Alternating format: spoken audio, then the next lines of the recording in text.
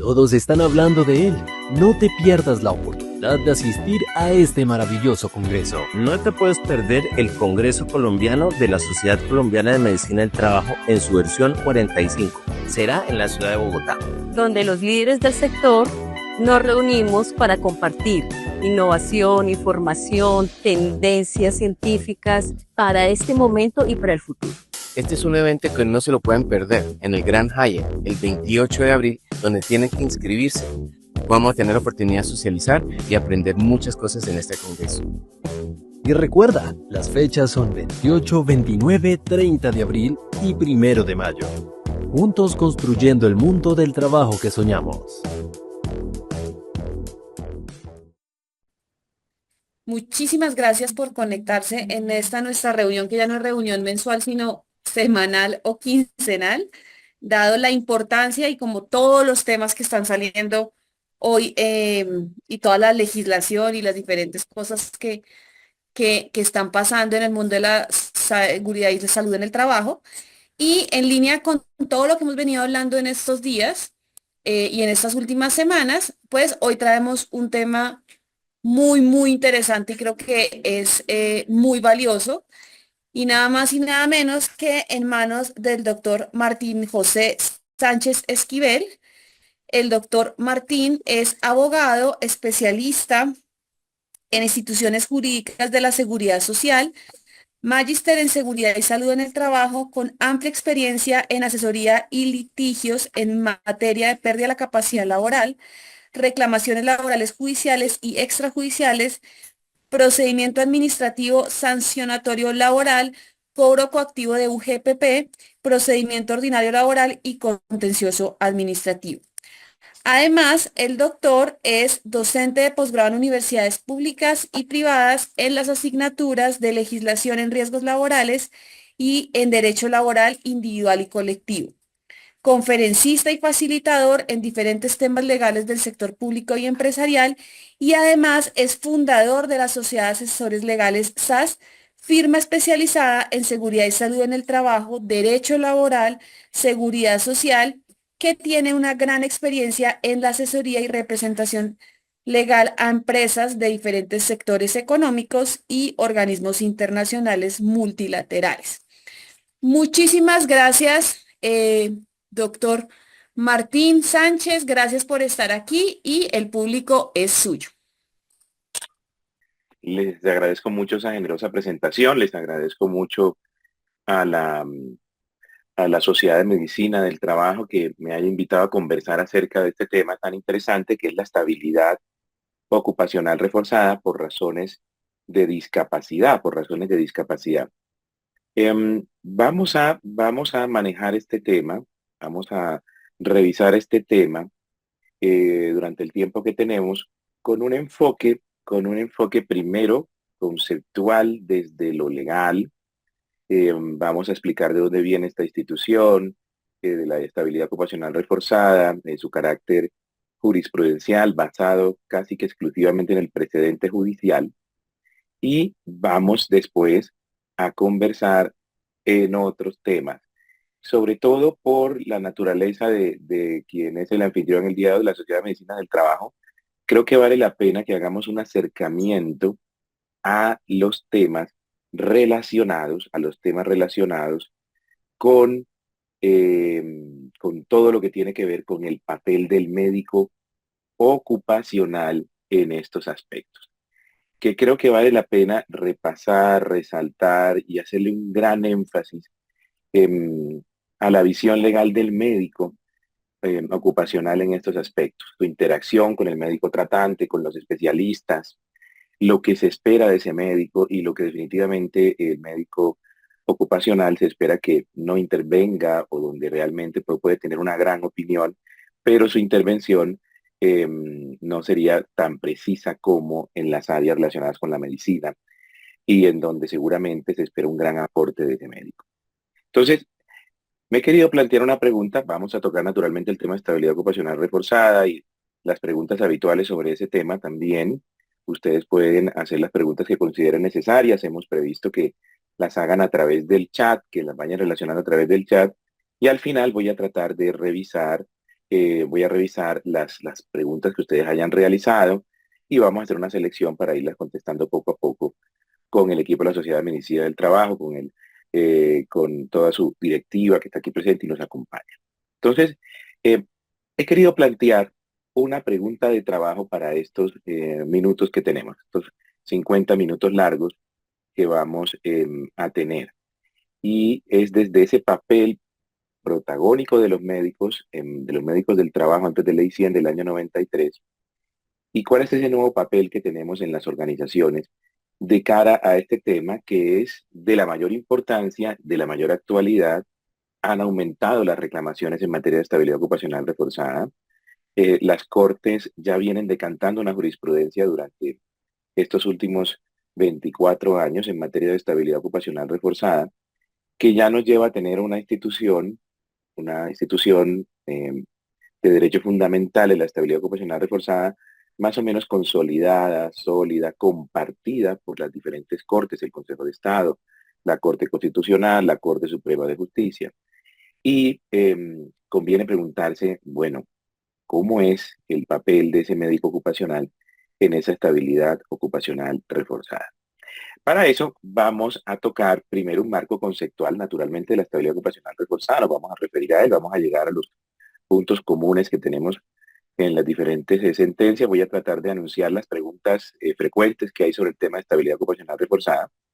Vamos a tocar el tema de la discapacidad de la visión legal y vamos a ver el rol técnico legal del médico en momentos clave cuando se habla de la estabilidad ocupacional reforzada, y vamos a mirar también lo que hacen otros actores dentro de ese fenómeno.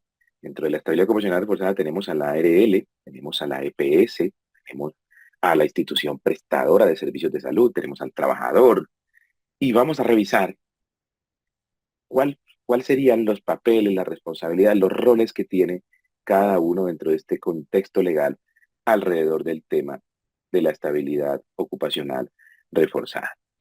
Y entramos a entrar de inmediato en materia. Recuerden, las preguntas las pueden ir formulando a través del chat, a través de la herramienta preguntas y respuestas o del chat que tenemos en el Zoom.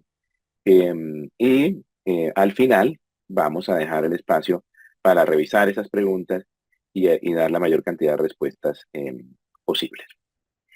Entremos de una vez definiendo, haciendo un esfuerzo por definir lo que es estabilidad ocupacional reforzada.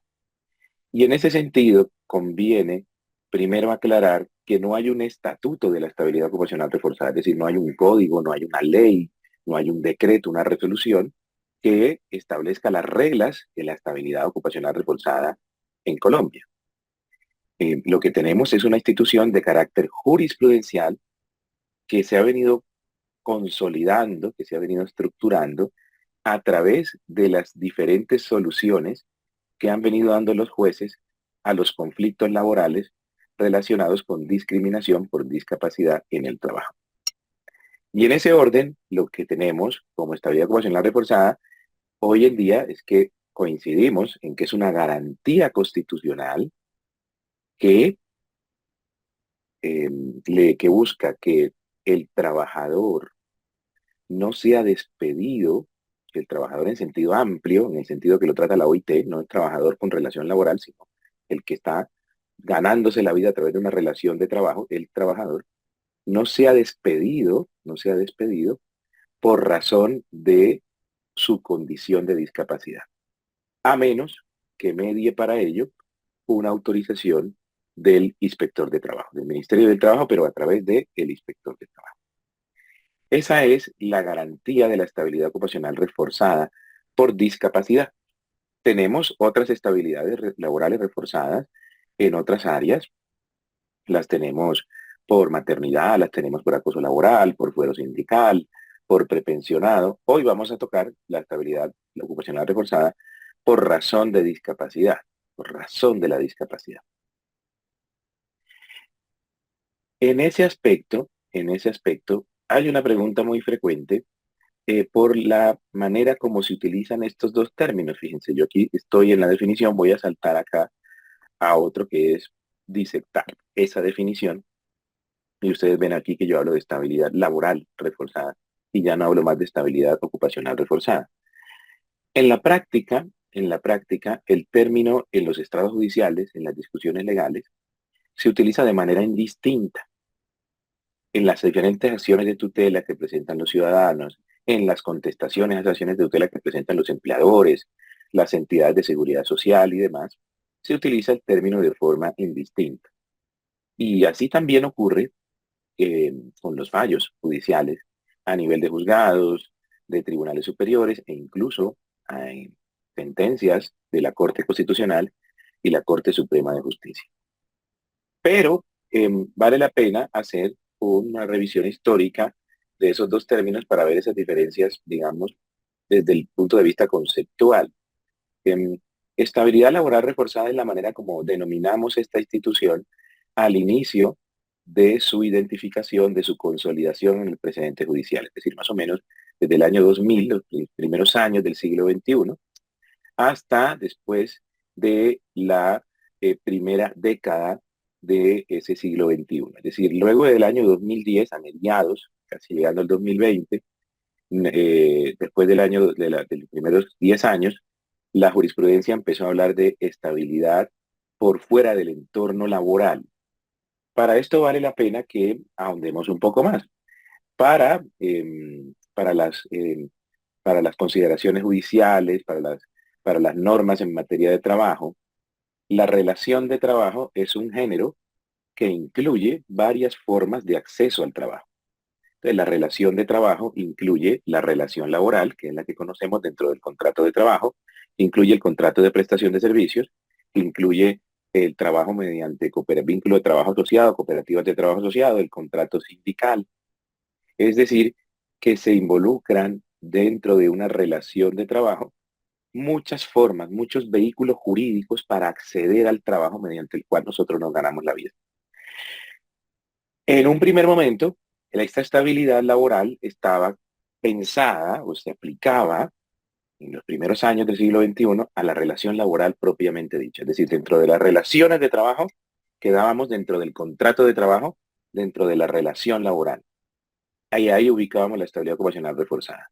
En el 2000, finales de los años 90, principios de los años 2000, 2001, 2002, no se imaginaba ningún juez, ningún abogado que íbamos a tener estabilidad ocupacional en contratos de prestación de servicios o en vínculos de trabajo asociado, porque se pretendía conectar la estabilidad laboral reforzada con los conceptos de subordinación, con los conceptos del carácter tuitivo, protector del derecho del trabajo, y en ese sentido se predicaba esa institución de los trabajadores con relación laboral. Y entonces por eso hablamos de estabilidad laboral, por la relación laboral reforzada por discapacidad.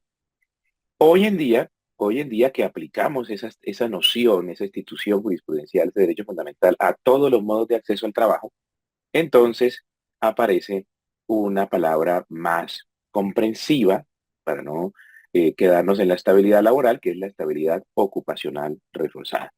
Y esa acepción la encontramos nosotros utilizada claramente en las sentencias de unificación del año 2017 de la Corte Constitucional, la SU 049 y la SU 040 de 2018, de los que están muy interesados en ese tema lingüístico que naturalmente pues, nos puede llamar mucho la atención, pero es bien relevante, es bien importante que tengamos en cuenta que a pesar de ese antecedente lingüístico, de que podríamos decir estabilidad laboral, estabilidad ocupacional, y que el término que digamos me gustaría a mí, desde el punto de vista académico, sería estabilidad ocupacional reforzada y a muchas otras personas, porque ya contempla más allá de la relación laboral otros vehículos de acceso al trabajo, lo cierto es que en la realidad, en la práctica, estas dos expresiones se usan como sinónimos, se usan alternativamente, incluso por parte de los jueces, ¿no? Entonces, para la discusión académica, bien vale la pena hacer esa referencia histórica a la manera como se trabajan los conceptos, pero realmente en la práctica estaríamos hablando de los dos temas. Entonces, miren, la estabilidad ocupacional reforzada es esa garantía que protege al trabajador con discapacidad o, como decimos en algunos fallos, sobre todo en los más viejitos, debilidad manifiesta por su condición de salud. Lo protegemos al trabajador en el sentido de que su vínculo al trabajo no sea terminado por esa razón, por la razón de la discapacidad. ¿Listo?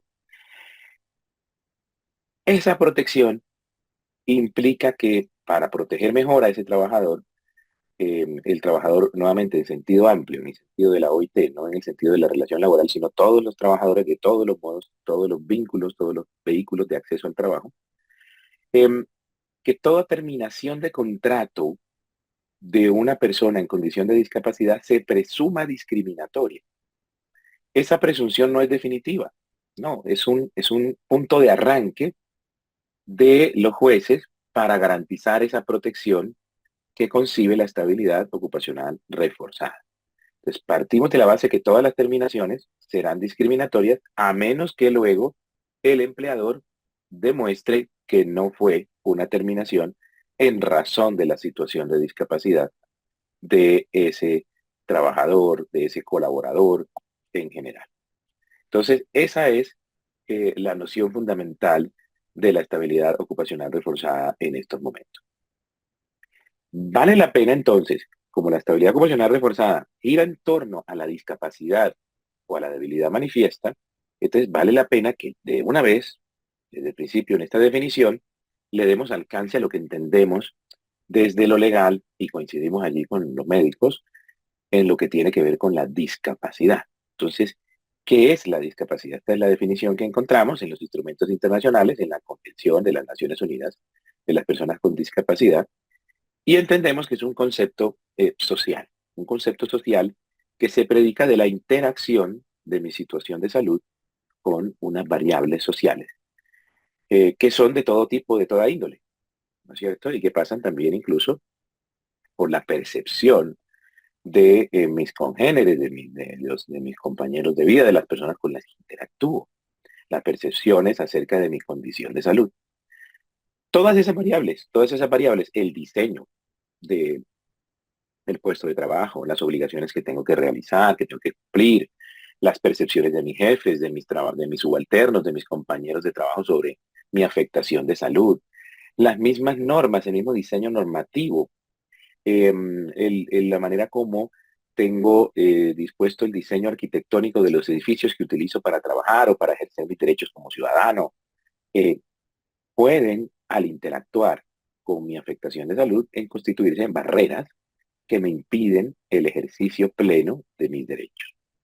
Como estamos hablando de estabilidad ocupacional reforzada por discapacidad, entonces, naturalmente que nos deberemos referir no a todos los derechos, porque si no, no acabamos en estos 50 minutos para hablar de la comprensión integral de la discapacidad, sino que nos tenemos que referir al derecho al trabajo, al derecho a ganarme la vida, al derecho al trabajo, eh, y a los derechos asociados a ese derecho al trabajo. Entonces, ahí estaría también el derecho a la seguridad social, por ejemplo, el derecho también a la libertad de la profesión, a la libertad de ocupación, de la acción de la ocupación.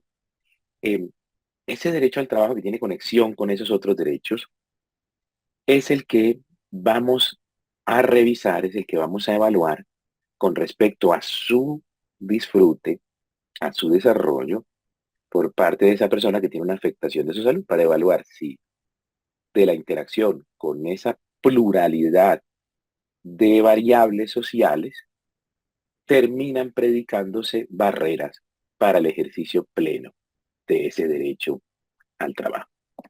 Entonces, la discapacidad no es igual a enfermedad, no es una enfermedad individual, sino que definitivamente es un concepto social. No, discapacidad no es igual a enfermedad, a patología o afectación de la salud, sino que resulta de la interacción de la afectación de la salud con otras variables, que para el caso del derecho del trabajo sería inmediatamente, tendríamos que hacer un listado, ¿no? La interacción de mi afectación de salud con las funciones que tengo asignadas, con las órdenes que me da el jefe, con el horario de trabajo, con el diseño del puesto de trabajo, con las condiciones ambientales, con la forma de evaluación del empleador, con el estilo de mando del empleador. Casi que si lo reducimos aún más, saltamos del género trabajo o derecho al trabajo y nos metemos en seguridad y salud en el trabajo, vamos a terminar tocando aspectos como la interacción de la afectación de mis condiciones de salud con los agentes de riesgo a los que estoy expuesto en la actividad que debo desarrollar en mi tarea, en mi trabajo. Y si de esa interacción aparecen barreras que me impiden destacarme en el derecho al trabajo, entonces soy una persona que tiene debilidad manifiesta o discapacidad y por lo tanto estaré protegido por la estabilidad ocupacional reforzada en ese escenario laboral. Entonces, muy rápidamente, miren, aquí están las sentencias que yo les recomendaría revisar desde el punto de vista académico para tener una postura, digamos, básica, digamos, una postura en donde podamos ponernos de acuerdo en nociones y conceptos y vocabulario para entender la noción de estabilidad ocupacional reforzada. Miren que la primera sentencia que tenemos es una sentencia C-531 de 2000, es una sentencia de constitucionalidad que revisó el artículo 26 de la Ley 361 del 97. El artículo 26 de la Ley 361-27, la Ley Klopatowski, es el artículo que establece, que ninguna persona puede ser discriminada para el acceso al trabajo por razón de su discapacidad, a menos que esa discapacidad sea incompatible e insuperable para el cargo al cual aspira. Ese artículo 26 es un antecedente, fundamento legal, un marco, un discurso marco para la actividad del médico ocupacional en el examen de preingreso. El artículo 26 de la Ley 361 del 97, que se considera constitucional por la sentencia C-531 de 2000, es el artículo que nos sirve de antecedente de fundamento legal para el alcance de la evaluación de los exámenes de preingreso. Finalmente, en la evaluación de los exámenes de preingreso, lo que estamos haciendo es verificar, o lo que se debe hacer es verificar las afectaciones de salud de ese candidato al trabajo, los riesgos a los que va a estar expuesto, los agentes de riesgo a los que va a estar expuesto para identificar posibles barreras, posibles incompatibilidades entre esa afectación de la salud y esos riesgos a los que va a estar expuesto. Y cuando esas incompatibilidades, esas barreras que pueden significar esos riesgos son insuperables, es decir, no tengo una tecnología, no tengo una manera de rediseñar el puesto de trabajo de forma razonable y proporcional a los intereses del empleador, entonces yo tengo que decir que la persona no es apta para el trabajo. Y cuando su situación de salud efectivamente le implica algún problema, alguna patología, o la tiene, o la padece, pero no hay ninguna interacción con los agentes de riesgo que pueda implicar una barrera, que pueda implicar una incompatibilidad, entonces esa persona es apta. Y en la mitad tenemos las incompatibilidades superables. ¿Cuáles son esas incompatibilidades superables? La que se puede corregir a través de la implementación de restricciones o recomendaciones en el trabajo. Entonces, el artículo 26 de la Ley 361-97 es el fundamento legal, el primer antecedente de fundamento legal después de la Constitución del 91 que me ayuda a determinar el alcance de las evaluaciones de preingreso. Ese artículo, luego de esa primera frase, tiene otra frase muy interesante que nos dice que nadie puede ser desvinculado por razón de su discapacidad. Es decir, ya estamos trabajando, ya superamos el ingreso. Al principio, el momento del ingreso no podía ser discriminado por razón de su discapacidad, a menos que ella fuere incompatible, insuperable para el cargo. ¿Para quién? Para el médico. El médico es el que nos va a decir si hay tal incompatibilidad, si esa incompatibilidad es insuperable o no, o si estamos en un punto medio y se puede resolver eso con restricciones o recomendaciones. Y luego ya el trabajador laborando, ejecutando su contrato, ganándose la vida, lo que nos dice el artículo 26 es que no podrá ser discriminado en razón de su discapacidad y por esa razón desvinculado, a menos que exista autorización del Ministerio del Trabajo. ¿Listo? Y más abajito dice, si se llega a producir la desvinculación sin la autorización del Ministerio del Trabajo por razón de la discapacidad, se le pagará a esa persona 6 meses de sueldo más las demás indemnizaciones a que tenga derecho. Entonces, tenemos allí una protección. Entonces, ¿por qué alguien demandaría eso como inconstitucional? La demanda se presenta porque el accionante dijo, no es una verdadera protección porque a pesar de decir que nadie puede ser desvinculado por razón de su discapacidad y que en caso de que vaya a ser desvinculado por razón de su discapacidad debe intervenir el inspector de trabajo para dar su autorización, lo cierto es que después dice que si se da el despido sin la autorización, con el solo pago de una indemnización, el despido es válido. entonces la protección real de la estabilidad reforzada como tal no existe, sino que pagando una suma de dinero equivalente a 6 meses de sueldo, la persona queda desprotegida. Y esa fue la razón de la demanda. La Corte revisó el documento, revisó la ley y dijo, tiene razón la persona que demanda si esa fuera la correcta y constitucional interpretación del artículo 26 de la Ley 361 del 97.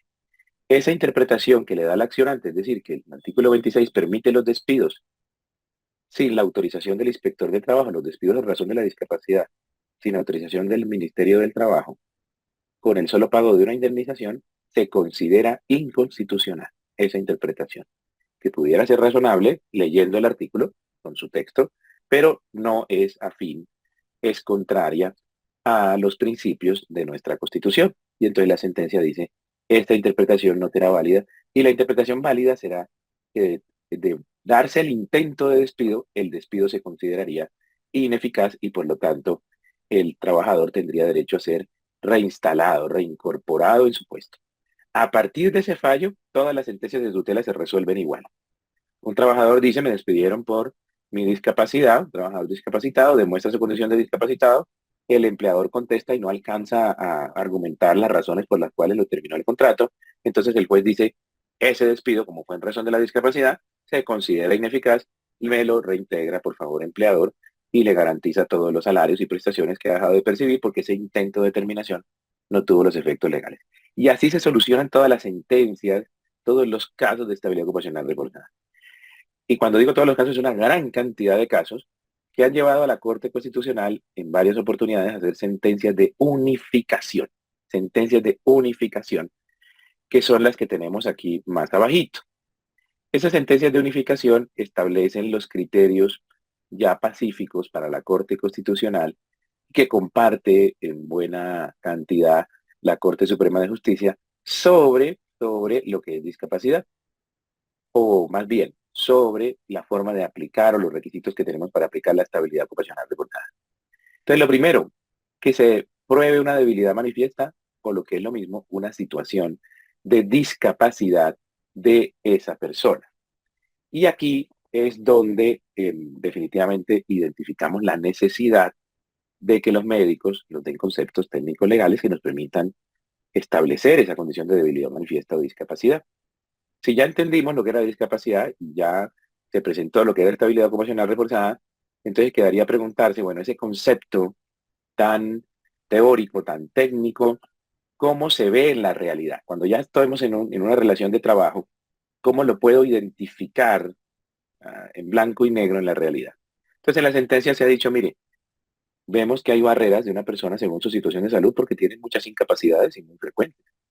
Entonces tiene mucho tiempo de incapacidad, es muy frecuente, estaría claro que su situación de salud le afecta al desempeño laboral a tal punto que no le permite ir al trabajo.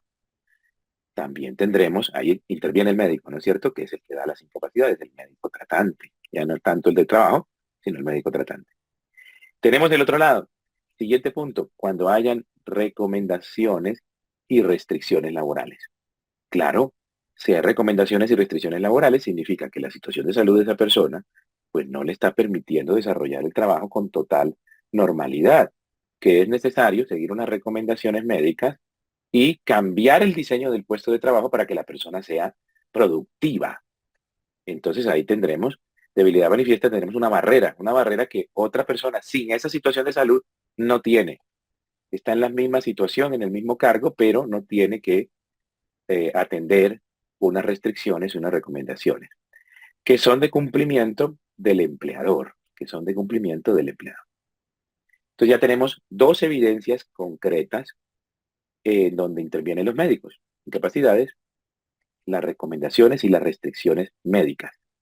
Y la otra que tenemos es la situación de que la persona tenga pendiente tratamiento de salud o que tenga pendiente los procesos de calificación de origen y pérdida de capacidad laboral.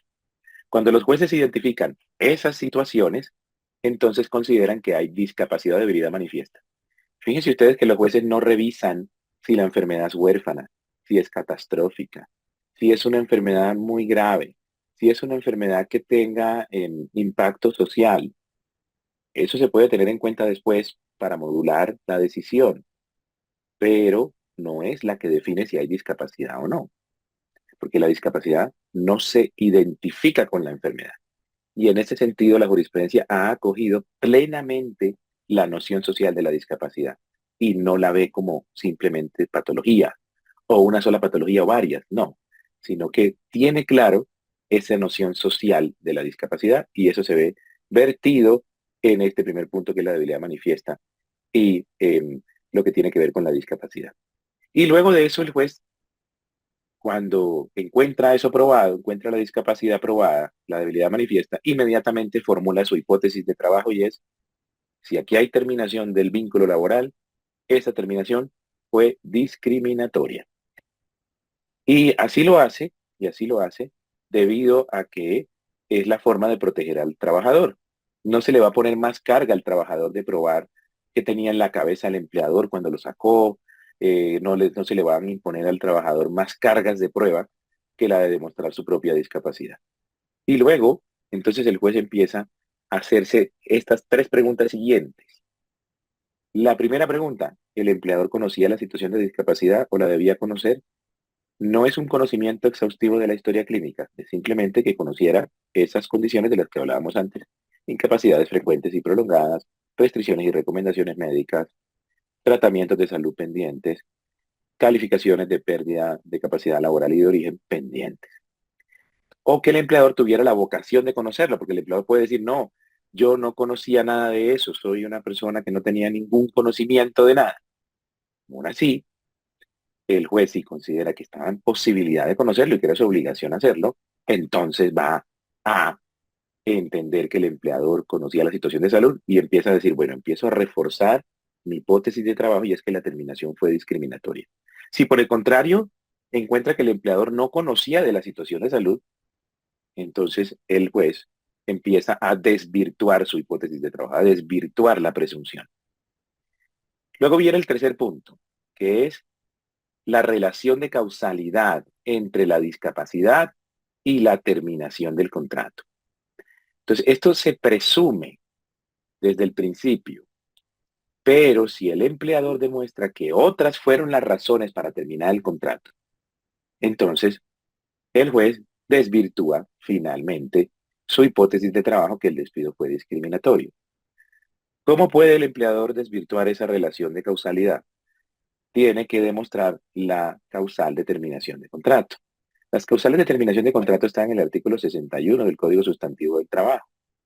Hay causales de terminación derivadas de la voluntad de las partes y causales de terminación que se derivan de hechos o condiciones o situaciones que se presentan en el escenario legal.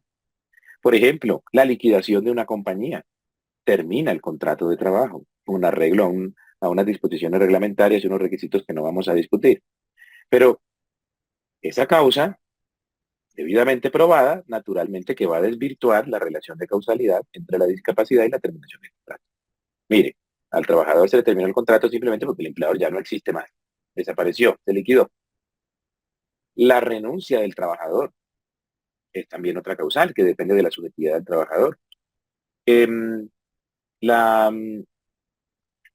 el mutuo acuerdo de las partes, el mutuo disenso. Yo no quiero trabajar más, usted no quiere tenerme más como empleado, entonces lo que hacemos es finalizar la relación laboral. Esas son causas de terminación, causales de terminación del contrato. Pero hay otras que dependen de la voluntad de las partes. Esas que dependen de la voluntad de las partes, entonces nos toca reunirlas una por una, demostrar el cumplimiento de los requisitos legales para emplearlas, para poder hablar de la terminación del contrato.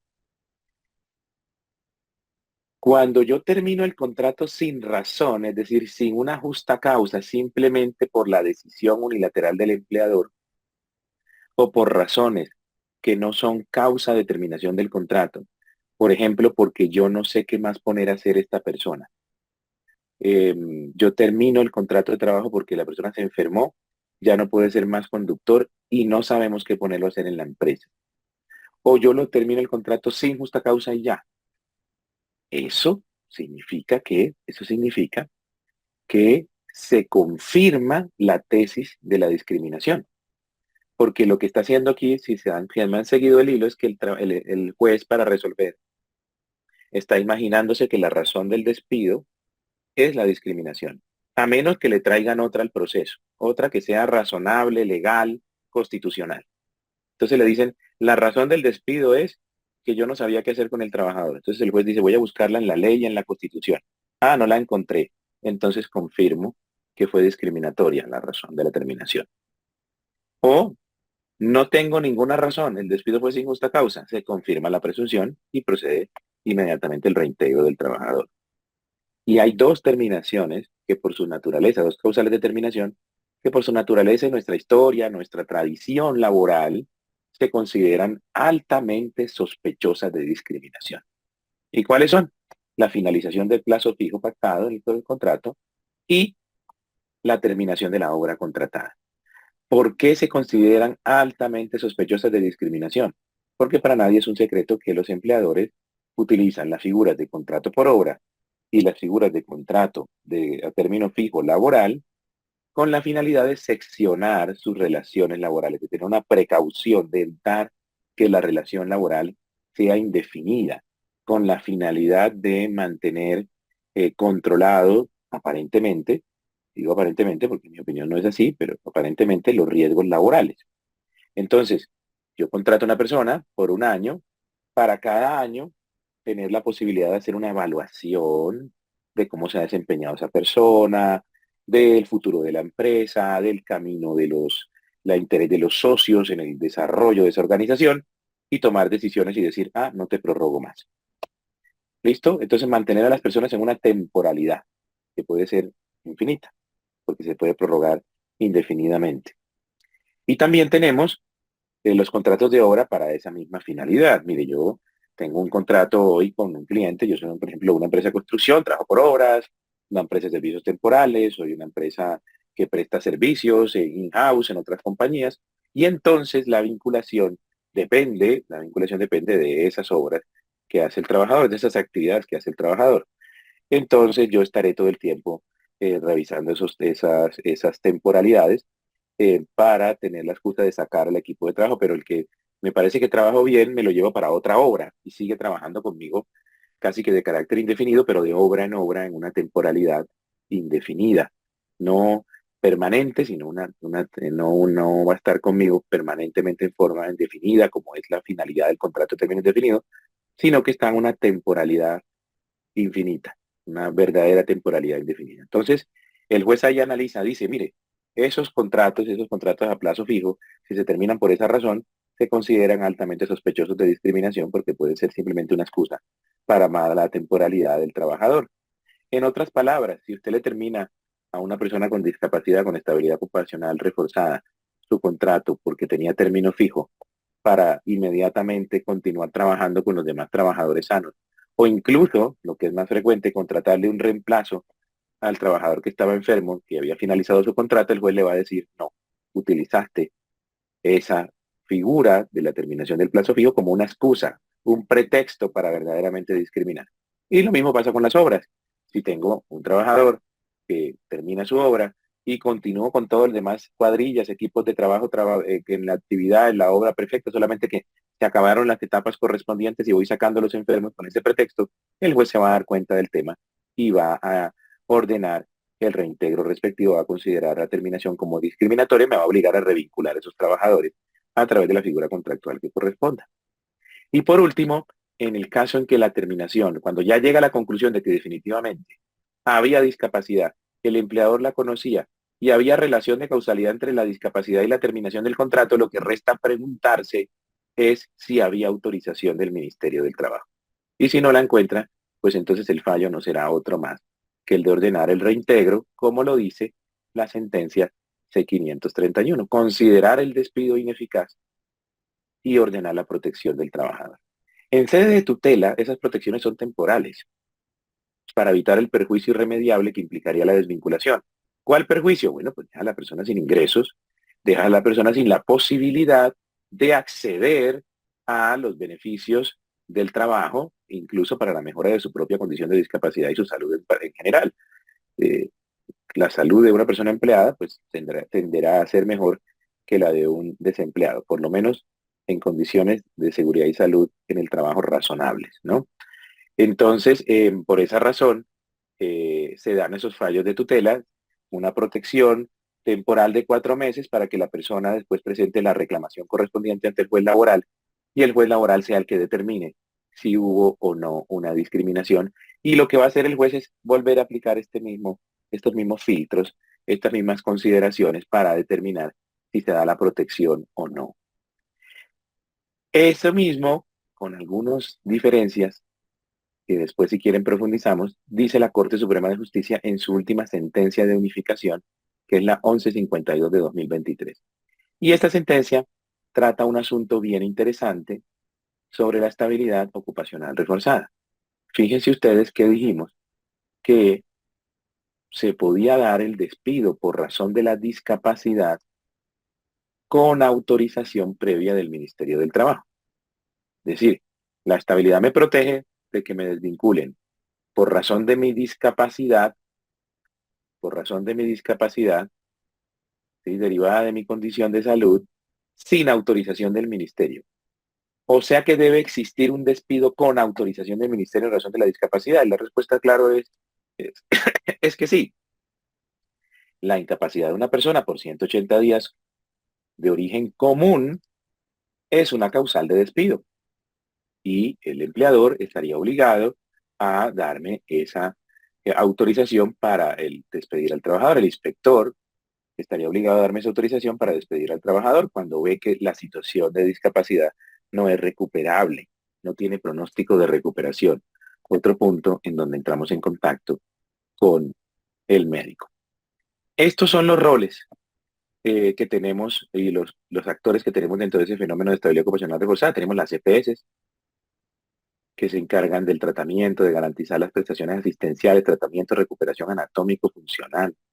Las IPS, que son los encargados de prestar el servicio financiados, promovidos por la EPS, la ARL para el caso de origen laboral, origen común, también participa. En origen laboral, participa como encargada de garantizar la prestación asistencial de rehabilitación física y profesional, ayudarme con el diseño del puesto de trabajo, implementar la resolución 3050 de 2022 del Ministerio del Trabajo. Y en origen común, ¿cómo funciona la ARL con la estabilidad ocupacional reforzada? Pues me tiene que dar asesoría en medicina preventiva y del trabajo, me tiene que dar asesoría en lo que tiene que ver con el diseño del puesto de trabajo, sin importar el origen. Es una función que tiene la ARL dentro del paquete de asesoría técnica que le debe entregar a su empleador. No va a acompañar al paciente o al trabajador en la rehabilitación integral, física y profesional, no va a garantizar el tratamiento de la persona, pero sí me va a ayudar, sí me puede dar asesoría para ver cómo dentro de ese sistema de gestión, en ese eje de la prevención de la discapacidad y la promoción de la salud, yo tengo un puesto de trabajo que no implique barreras para esa persona discapacitada, aun cuando su discapacidad sea de origen común.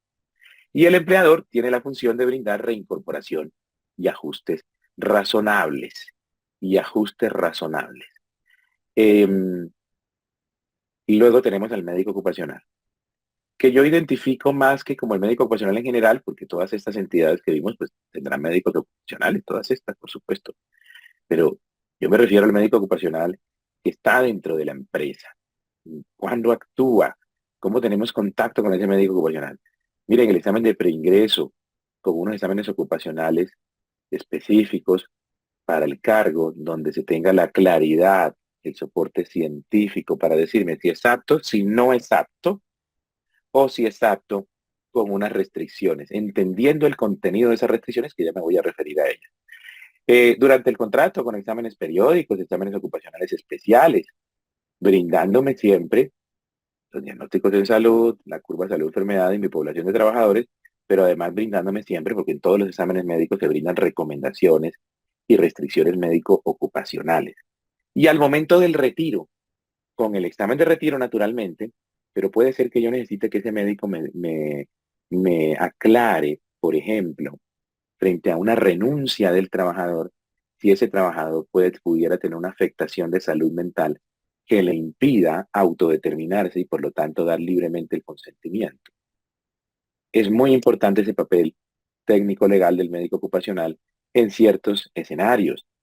Por ejemplo, personas que tienen trastornos mixtos muy graves de ansiedad, de depresión, o trastornos de depresión o de ansiedad, en donde estaría claro que no pueden tomar decisiones en momentos críticos de la patología.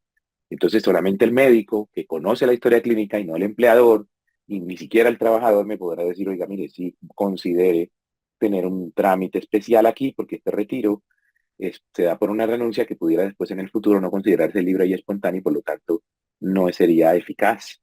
Entonces revise bien este tema con este trabajador porque en mi concepto la patología que tiene le impide autodeterminarse en este momento y sería mejor que contara con asesoría de su familiar, con asesoría de su abogado, del sindicato, de quien fuera necesario, que tenga más tiempo para pensar la decisión de renuncia que un trabajador que no tenga esas condiciones, ¿no?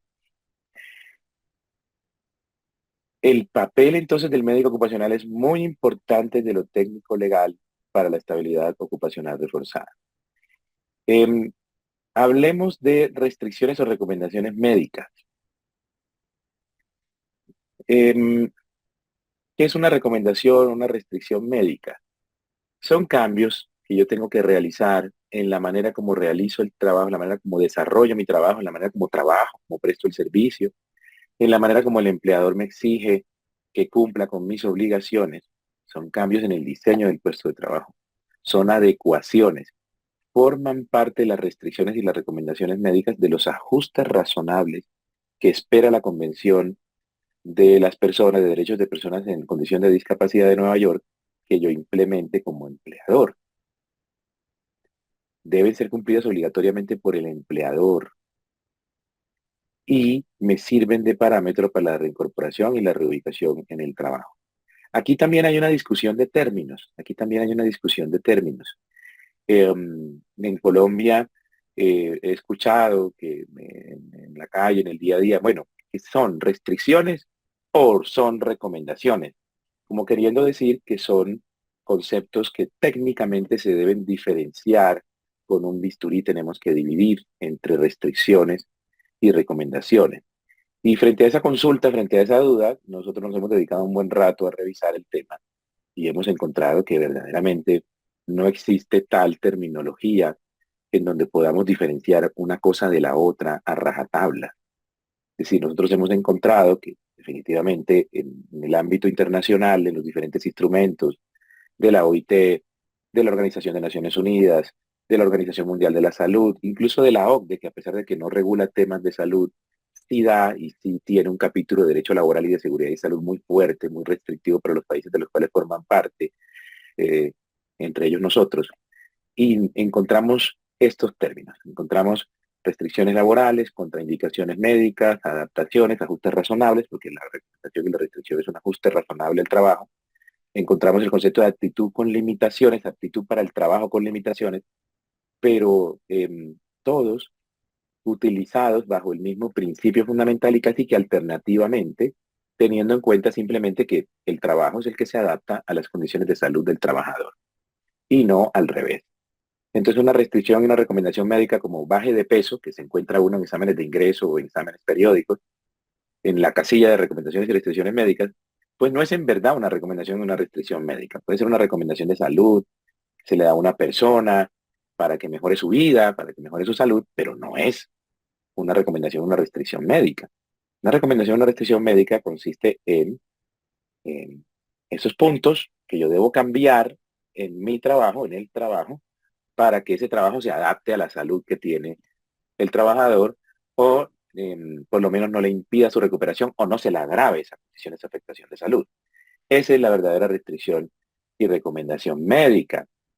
Definitivamente no encontramos una diferencia entre restricciones y recomendaciones. Ni siquiera en el código ético que tenemos internacional, ICOH, de los prevencionistas, de los seguristas, higienistas industriales, encontramos nosotros diferencias entre esos términos. ¿Qué encontramos en las normas nacionales con relación a las normas internacionales? Miren, definitivamente no tenemos un vademecum, un diccionario, digamos, técnico de amplia aceptación académica que me diga que es una restricción y que es una recomendación, por lo menos en el ejercicio que hemos hecho no lo hemos encontrado. Y definitivamente en los fallos judiciales se utiliza el concepto indistintamente. Es decir, cuando los jueces están analizando este punto, tenemos acá que debemos conectar en el ejercicio que estamos haciendo académico, es decir, cuando los jueces están revisando si hay discapacidad o debilidad manifiesta, y para eso quieren tener en cuenta los conceptos y las recomendaciones y las restricciones médicas, entonces utilizan recomendaciones y restricciones médicas como sinónimos, como términos sinónimos. Es más, encontramos guías técnicas de ARLs, encontramos la misma resolución 2346 del año 2007, que tiene una ausencia de esa diferenciación técnica entre restricción y recomendación.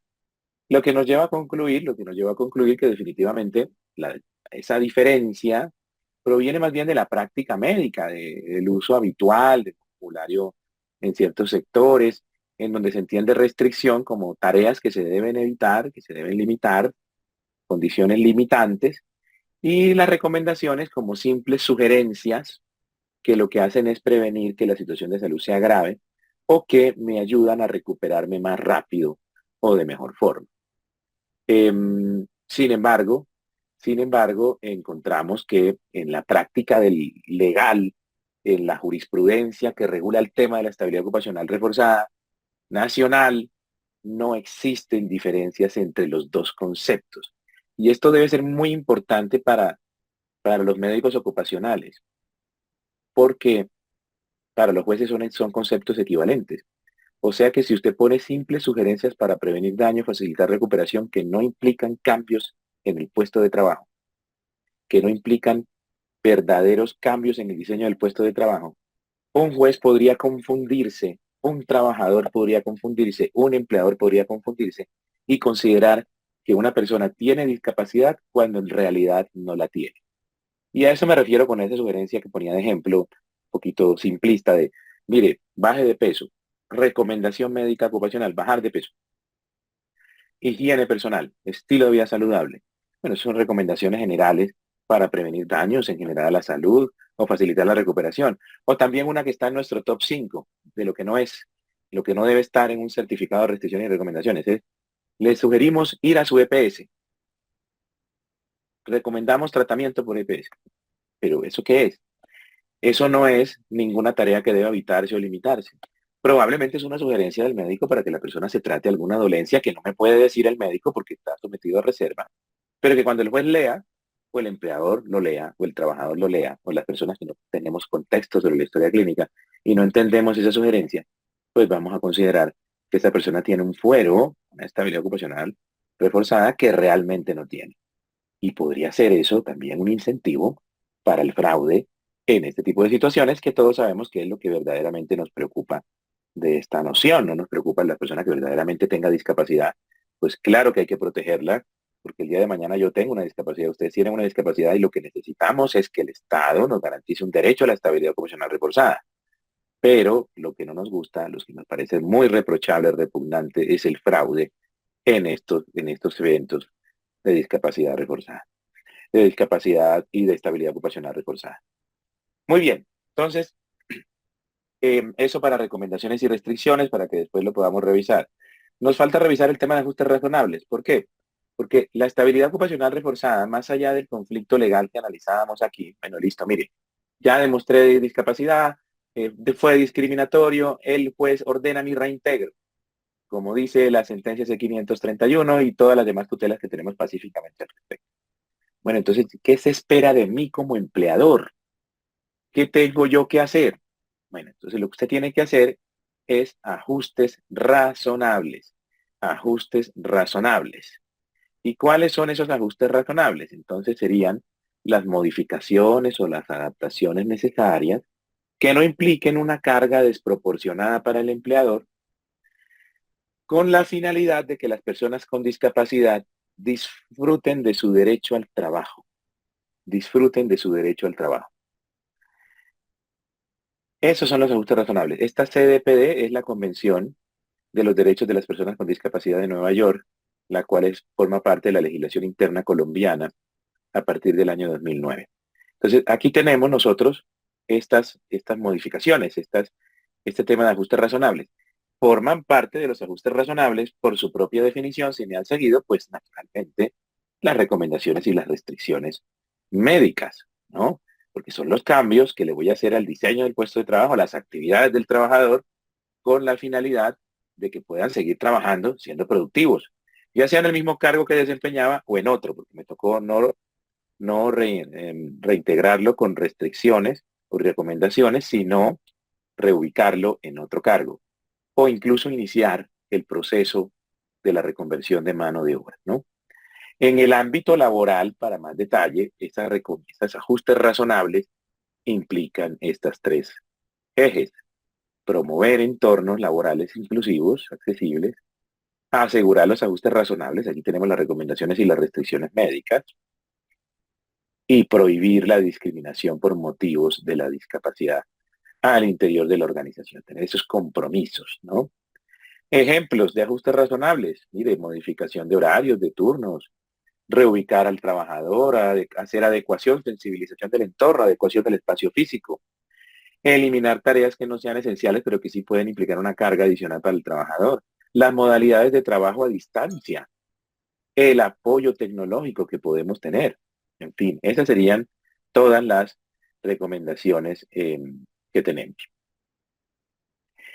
Muy bien. Entonces, no podíamos nosotros terminar esta presentación de la estabilidad ocupacional reforzada sin referirnos a esos ajustes razonables y entender el papel del médico ocupacional en esta necesidad de implementar ajustes razonables en la práctica. Entonces, ¿cómo lo tenemos claro? A través de las recomendaciones y las restricciones médico-laborales que pueden llevar al empleador a tomar decisiones en cuanto a la modificación de los turnos, los horarios de trabajo, la modalidad de trabajo, si presencial o a distancia. El médico no recomienda trabajo a distancia, el médico ocupacional no se espera que lo haga, pero sí me da unas recomendaciones y unas restricciones que yo como empleador analizo y de ellas puedo deducir que de repente el trabajo presencial no es lo más recomendable. O que me toca hacer unas adecuaciones al espacio físico, de sensibilización del entorno, como estos ejemplos que estamos viendo en la diapositiva. Entonces, vamos a dar una conclusión para luego dar paso a las preguntas. Sería la siguiente. Estabilidad ocupacional reforzada, entonces, ¿qué es? Es una garantía constitucional que me da el Estado en Colombia, que hemos construido a través del precedente judicial, en la que ninguna persona puede ser despedida por razón de su propia discapacidad, a menos que tengamos autorización del Estado para realizar esa terminación de ese vínculo de trabajo. Cualquiera que sea ese vínculo de trabajo, por eso la estabilidad es ocupacional y no laboral. Puede ser una relación laboral, de prestación de servicios, de trabajo asociado, de contrato sindical. No importa cuál sea el vehículo de acceso al trabajo, tenemos esa protección. Esa estabilidad ocupacional reforzada gira en torno a la discapacidad. La discapacidad es un concepto social que tiene que ver con las barreras que tenga esa persona debido a su condición de salud para ejercer el derecho al trabajo. La desvinculación por razones diferentes a la discapacidad está permitida, siempre y cuando se demuestre que esas razones son lo suficientemente graves para finalizar el contrato de la persona en condición de discapacidad y que están no relacionadas con la discapacidad. Pero si lo estuvieran, aún podemos pedirle la intervención al Ministerio del Trabajo a través del Inspector de Trabajo para que autorice la terminación por razón de la discapacidad en el caso autorizado por la ley de las personas que tienen 180 días de incapacidad de origen común y no ha sido posible su recuperación. El empleador tiene la obligación de garantizar la rehabilitación integral, la rehabilitación física y profesional de sus trabajadores. Cuando es de origen laboral esa discapacidad que necesita esa rehabilitación, nos ayuda la ARL con esa rehabilitación física y profesional. Cuando es de origen común, trabajamos con la EPS y la ARL se vuelve un asesor técnico para ayudarme a diseñar puestos de trabajo, para ayudarme a establecer políticas de inclusión laboral para las personas con discapacidad, para ayudarme a tomar decisiones en materia de ajustes razonables. ¿Y cuáles serían esos ajustes razonables? Las modificaciones que yo le tengo que hacer a mi trabajo, a mi actividad laboral, con la finalidad, de que ese trabajador que tiene esa condición de discapacidad siga siendo productivo, siga ejerciendo su derecho al trabajo. Y bien, con eso termino yo esta presentación aquí como monólogo y ya me queda, si no, pasar a la fase de preguntas. Doctor Martín, bueno, en primer lugar, muy agradecidos de su excelente presentación y conferencia. Debo decir que tenemos un récord en la asistencia, tuvimos 300 inscritos, no he terminado de contar cuántos están conectados en este momento, pero son muchos. Entonces, Ciento setenta y nueve, perdón, ah, 179. bueno, yo lo interrumpía para hacerlo, gracias, María Clara, yo lo interrumpía para proponer algo, y es lo siguiente, nosotros, leo muy rápidamente porque es que son más de 100 los comentarios entre agradecimientos a usted, doctor Martín, preguntas técnicas con casos puntuales y algunas preguntas un poco más amplias. Entonces, ¿yo qué pienso? Que no vamos a alcanzar hoy a resolverlas todas, evidentemente. Entonces, digamos que en lo que nosotros habíamos quedado con el doctor Martín era que él iba a hacer una revisión muy rápida, obviamente, de las preguntas e iba a dar respuesta. Sin embargo, vuelvo y digo, para dar respuesta a 100 preguntas, pues nos podríamos quedar aquí toda la noche y más. Entonces, mi propuesta muy respetuosa al doctor Martín, porque sabemos que todos tenemos un tiempo muy limitado y obviamente estando también con María Claudia para saber qué más podemos hacer para, digamos, dar respuesta a todas las solicitudes. Uno es que, primero, debo hacer una aclaración. Muchos han preguntado que si la grabación la pueden compartir, eso es muy sencillo. Ustedes se pueden suscribir a nuestro canal, que ahora más tarde vamos a proyectar, donde pueden suscribirse.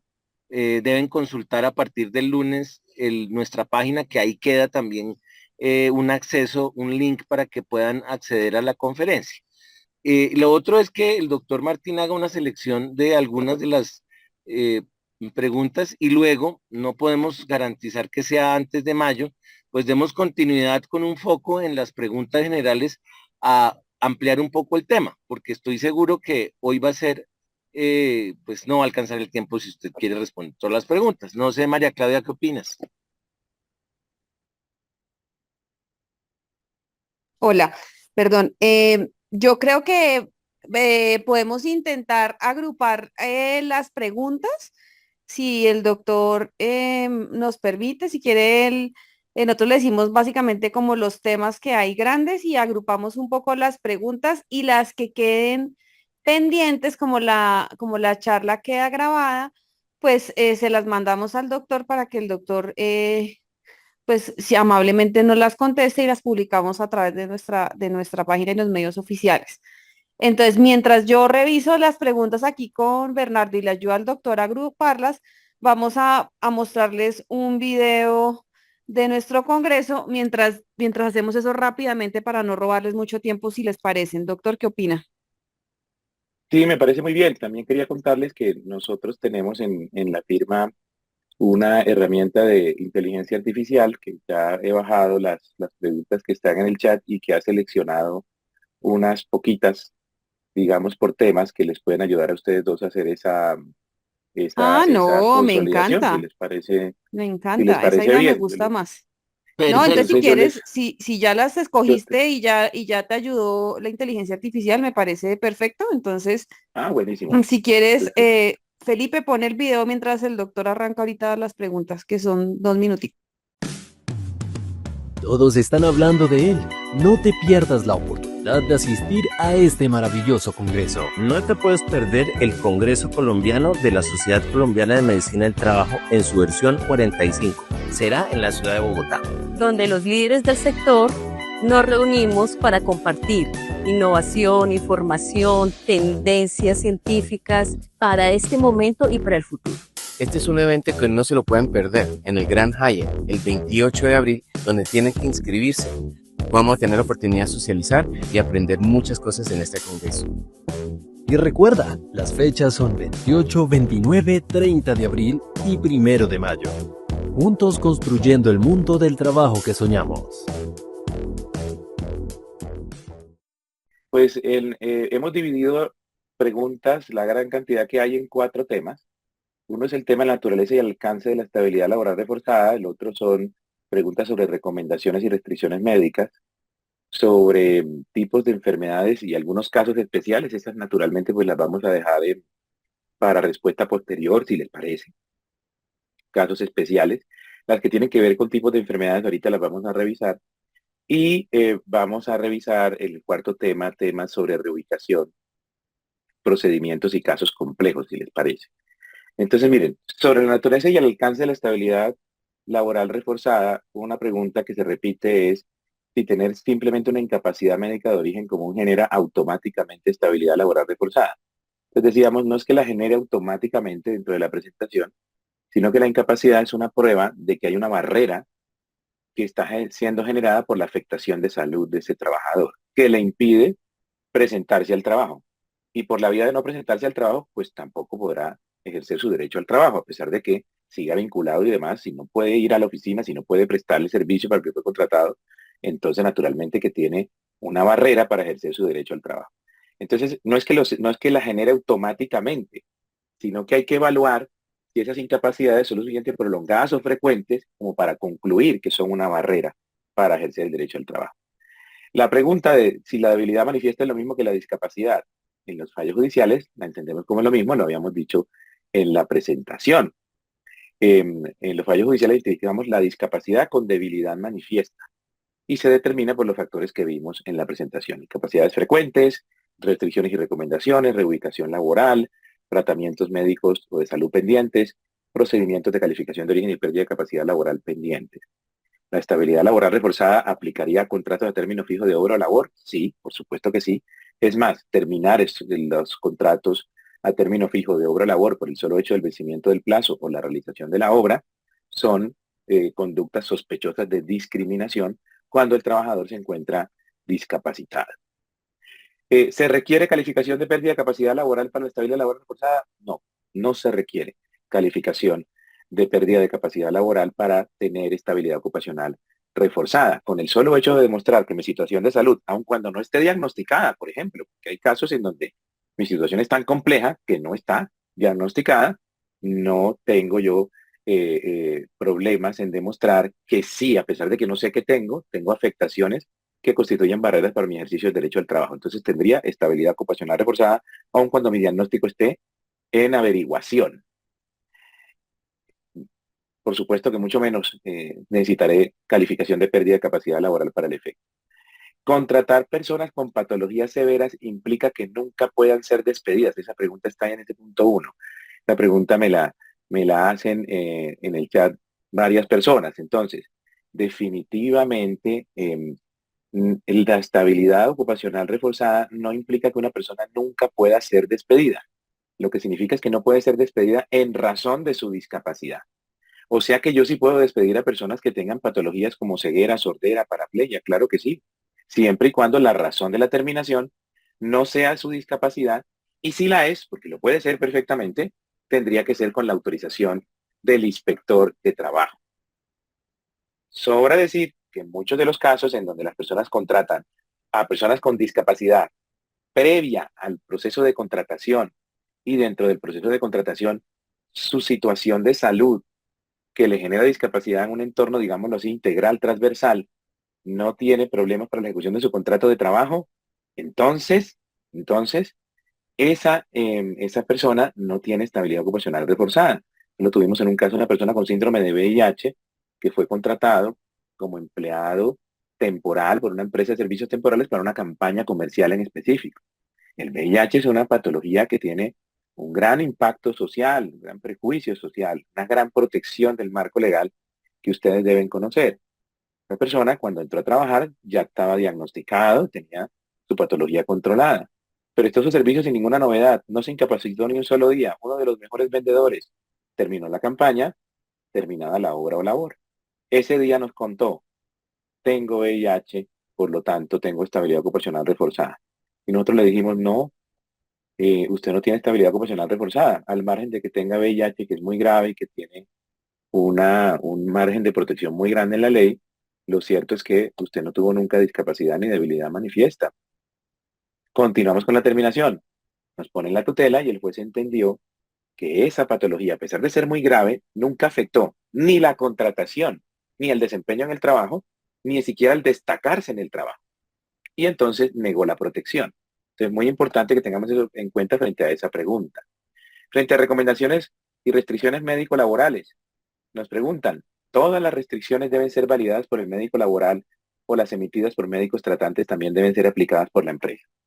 Y aquí viene, esta pregunta es bien interesante, muy importante.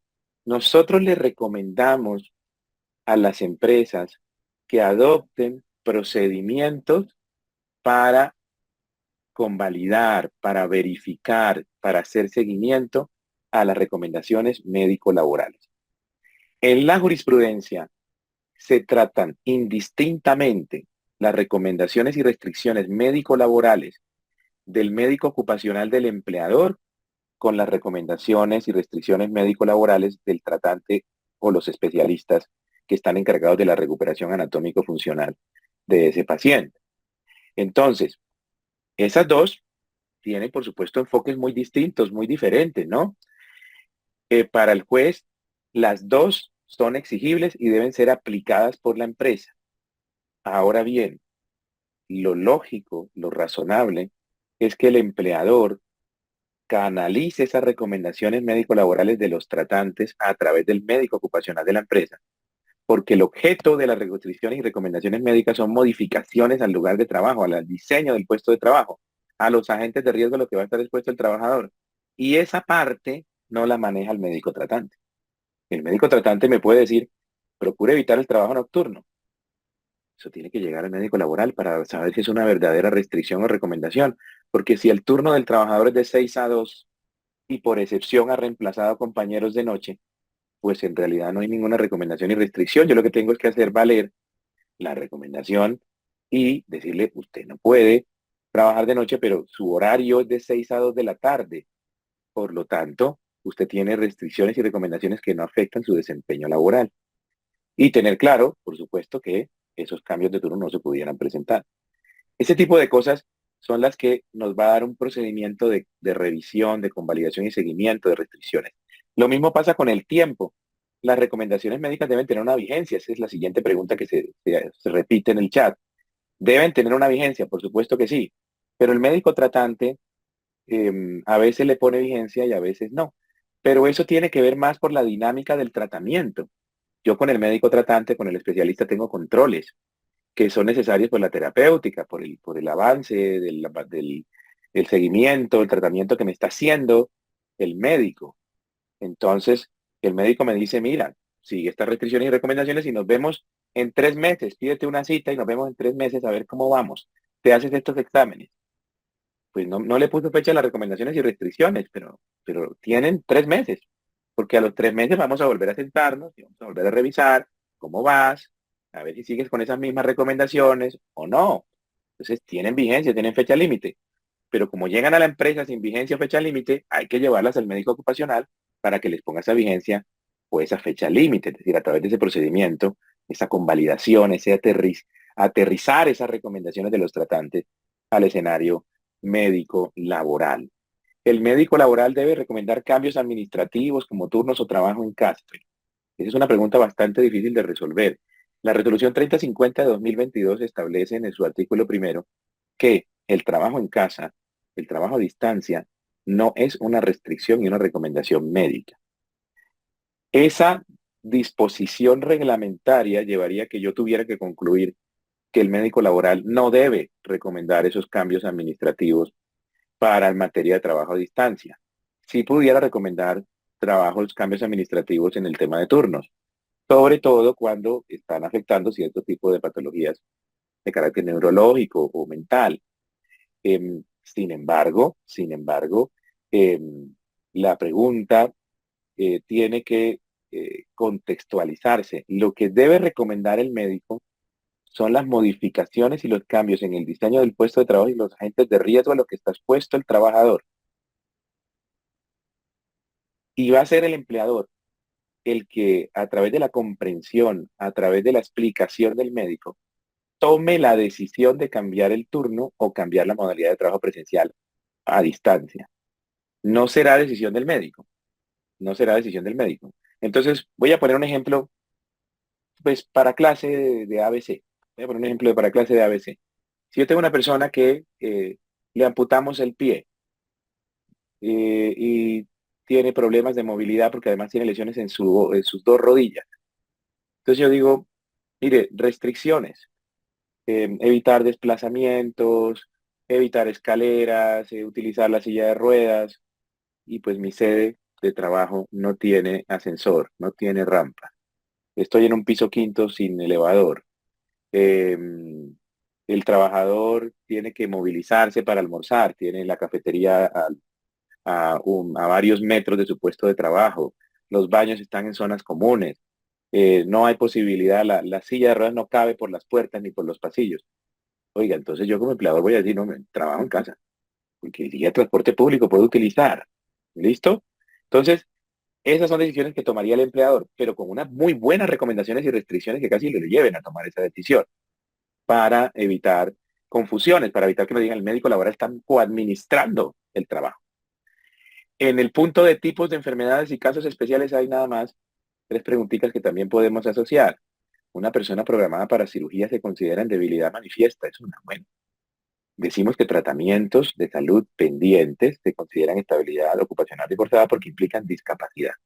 Ahora, esa discapacidad debe ser a corto plazo, no. Debe ser únicamente a mediano y largo plazo según la Convención de Personas con Derechos a Discapacidad. Entonces, falta ver qué cirugía, ¿no es cierto? Porque si es una cirugía sencilla para solucionar una hernia, donde la persona pues va a tener 15 días de incapacidad por mucho después de la cirugía laparoscópica, pues realmente uno dice, mire, esto no genera estabilidad ocupacional reforzada. Pero si tenemos una cirugía de amputación por una diabetes, pues yo creo que sí. Entonces me tocaría mirar qué tipo de cirugías. Las enfermedades crónicas como diabetes, hipertensión, también se incluyen dentro de la estabilidad laboral reforzada. Claro que sí, pero no me gusta el enfoque de la pregunta como la plantea aquí el robot de inteligencia artificial. Falta ver cómo la plantearían ustedes, en el sentido de que parece que se identifica la enfermedad como la fuente de la estabilidad laboral o la estabilidad ocupacional reforzada. Y no es así. Recuerden que es la discapacidad. Y la discapacidad no equivale a la enfermedad, sino que es esa interacción de la que venimos hablando. Es un concepto mucho más complejo que el de la simple enfermedad. Entonces, que una persona me dice, no es que tengo diabetes o tengo hipertensión, en realidad no me está diciendo si está discapacitado o no para saber si estaría dentro de la estabilidad ocupacional reforzada para resolver esa pregunta. Tendríamos que decir, una persona con independencia de la patología que tiene, si tiene barreras para ejecutar su trabajo, ¿tendrá estabilidad ocupacional reforzada? La respuesta será sí la tendrá. ¿Por qué? Porque incluso yo tengo una sentencia que discute el tema de diabetes y de hipertensión, y se le pidieron conceptos a la Universidad Nacional, se le pidieron conceptos a diferentes autoridades médicas para definir si la diabetes era una enfermedad que producía estabilidad ocupacional reforzada o no. Y el juez concluye, mire, no me interesa la patología, lo que quiero saber es si esta diabetes va a generar afectaciones en el trabajo. Porque si la respuesta es que no, no tengo ninguna protección que dar.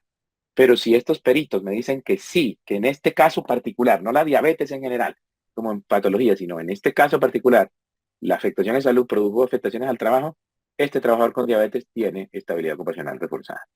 ¿Listo? Muy bien. Y por último, reubicación, procedimientos y casos complejos, que es el último tema que identificó el robot. Hace una pregunta al robot de decirnos, ¿qué hacer si el trabajador manifiesta verbalmente que tiene enfermedades y pide que se le reconozca estabilidad reforzada, pero no hay soportes médicos? Fíjense ustedes esta pregunta tan interesante. Entonces, el trabajador manifiesta verbalmente que tiene enfermedades y pide que se le reconozca estabilidad ocupacional reforzada.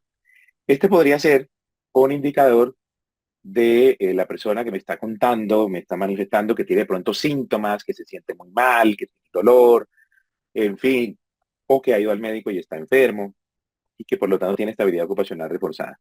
Pero me dicen, no hay soportes médicos. por ejemplo, no trae historia clínica porque además la historia clínica es privada y confidencial y uno no tiene por qué llevar la historia clínica debajo del brazo a todos los escenarios laborales. Entonces lo ideal sería, si tengo verdaderas sospechas, si tengo probabilidad cierta de que efectivamente hay una afectación en salud que implica un problema laboral, ¿y cómo la tendría? Nuevamente, como la puede ver el juez, esta persona se ha incapacitado, esta persona me trajo unas recomendaciones médicas, no sabemos de qué patología tiene. Entonces, ¿qué tendría yo que hacer? Pues envíela a un programa de rehabilitación, de inclusión laboral, reintegro al trabajo. Para eso usted también va a tener que practicar exámenes periódicos, exámenes médicos especiales, ocupacionales, en donde el médico ocupacional de la empresa va a poder revisar esa historia clínica y va a poder ver si verdaderamente hay necesidad de considerar que hay barreras para la ejecución del contrato de trabajo y generar los soportes médicos que correspondan. Pero si no hay esa certeza, pues la persona pues viene a trabajar todos los días, solamente que tiene unas pequeñas manifestaciones o le cuenta al jefe que se siente mal, pues no habría todavía una estabilidad ocupacional reforzada que considerar. ¿Listo? El resto de preguntas que tenemos ya serían casos especiales sobre montos específicos de pérdida de capacidad laboral. ¿Qué hacemos si no hay cargos disponibles para ubicar al trabajador? Bueno, pues tenemos que hacer los movimientos de personal que sean necesarios. Salvo cuando se ponga en riesgo la existencia de la empresa, el juez va a exigir que se reubique a la persona, que se cree el cargo o que se despida a una persona sana para mantener empleado al enfermo. Esto sería una decisión de movimiento de personal que tendría que tomar el empleador. Hasta ese punto llegaría el alcance de la obligación de reubicación.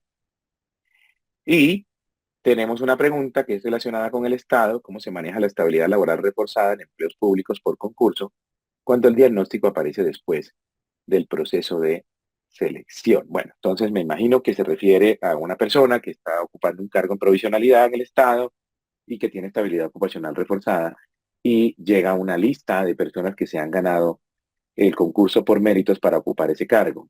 Cuando la persona no tiene estabilidad ocupacional reforzada, la entidad lo que hace es desvincular a ese provisional para nombrar en ese puesto a un servidor público que se lo ha ganado ese puesto con méritos y que el ciudadano de a pie pues tiene derecho a tener, ahí también está involucrada ese valor, el ciudadano tiene derecho a que sus servidores públicos sean los mejores. Y entonces en ese sentido el mérito tiene, el ganarse un cargo por mérito con el Estado tiene muchas implicaciones y muchas caras. Entre esas también está la del lado del servicio público. Yo, como ciudadano, espero que el servidor público que me atiende no sea una persona cualquiera, sino que sea el mejor que el Estado ha podido conseguir para ese cargo.